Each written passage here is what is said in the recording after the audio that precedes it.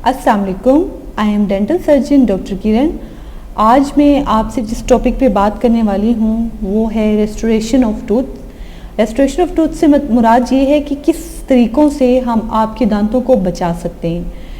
मतलब एक आपका दांत है जिसको कीड़ा लग चुका है, अब उसको कीड़ा तो लग गया है, तो क्या वेज हैं जिससे हम उसको सेव कर सकते हैं। सबसे पहले तो ये है कि जब कैरीज स्टार्ट हुई है वहाँ पर भी हम इसको स्टॉप कर सकते हैं। किस तरीके से स्टॉप कर सकते हैं? आपने अपनी ब्रशिंग हैबिट को इस तरीके से रखना है कि आपने जब भी कुछ खाना है कूली करनी है ताकि वहाँ पे कुछ फंसे ना।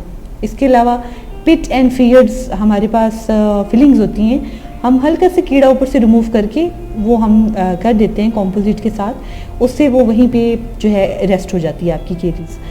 दूसरा जो है कुछ लोग हैं वो आए हमारे पास, लेकिन उनकी जो है कैरीज ज़्यादा हो गई, ज़्यादा लग गई, बियॉन्ड चली गई, उनको सेंसिटिविटी स्टार्ट हो गई, तो फिर उस केस में हम उनको जो देते हैं वो फिलिंग्स हैं डिफरेंट टाइप की। इसमें हम देखें इस तरह जैसे इसके दांतों में ये कीड़ा लग गया है बहुत सारे दांतों में, तो हम इसको साफ़ करके हमारे पास 3-4 किस्म की फिलिंग्स हैं। इसमें कॉम्पोजिट बिल्डअप आ जाते हैं, एमलगम हमारे पास आ जाता है, और इसके अलावा GIC आ जाती है, सीमेंट्स। तो इस तरह की हम जो है फिलिंग्स करके इसको बचा सकते हैं। सबसे पहली बात तो ये कैरीज स्टार्ट हो चुकी है तो आपने उसको ख़त्म करना है। अगर आप उसको नहीं करेंगे तो वो डिके प्रोसेस कंटिन्यू रहेगा और वो आपके दांत को खाता खाता वो नर्व्स तक पहुंच जाएगा।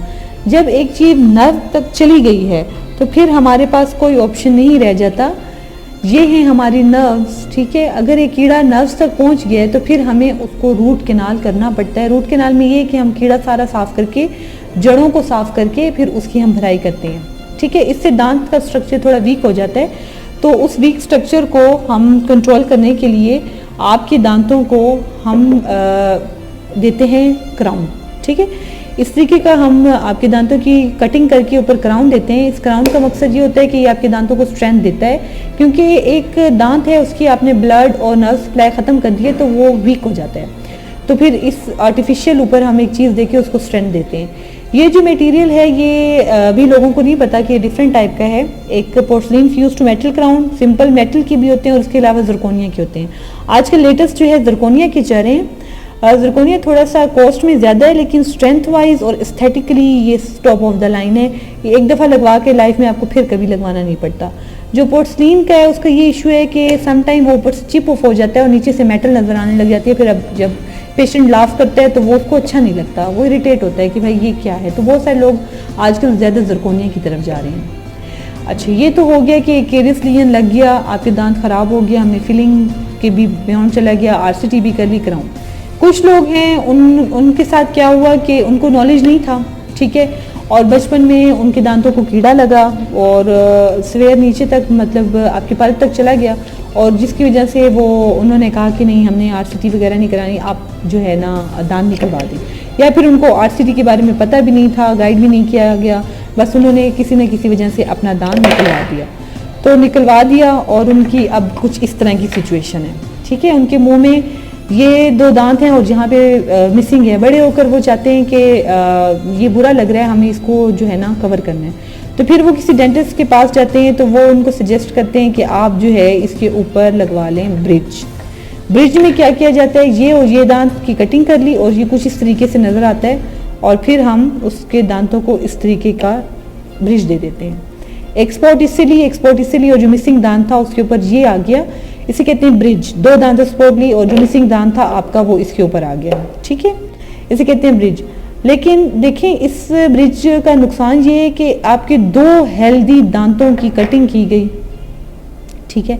तो मैं आपको ये बताना चाह रही हूँ कि आजकल जो लेटेस्ट टेक्निक है जो सबसे अच्छी है वो ये है इम्प्लांट।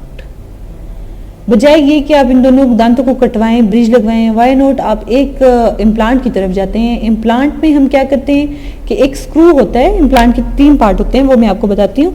स्क्रू सबसे पहले हम हड्डी में लगा देते हैं और उसको हम 4 से 6 माह के लिए छोड़ देते हैं। ये हड्डी के अंदर मजबूत हो जाता है। जब ये बिल्कुल मजबूत हो जाता है तो फिर उसके बाद 6 महीने के बाद आप आते हैं, हम सर्जिकल कट देते हैं और इसे कहते हैं अबटमेंट, ठीक है। अबटमेंट हम इसके ऊपर लगा देते हैं, इसको ऐसे टाइट कर देते हैं।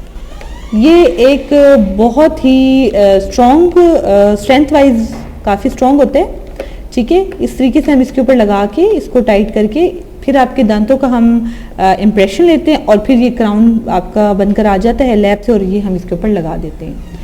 ठीक है, तो इस तरीके से जो है आपको ब्रिज की ज़रूरत नहीं पड़ती और मिसिंग जो आपका दांत होता है वो भी आपका रिकवर हो जाता है। तो मैं ये बताना चाहूँगी कि इम्प्लांट नो डाउट थोड़ा कॉस्टली है, लेकिन ये खाने के लिहाज से भी एस्थेटिक लिहाज से भी एक बहुत ज़्यादा सक्सेसफुल ट्रीटमेंट है।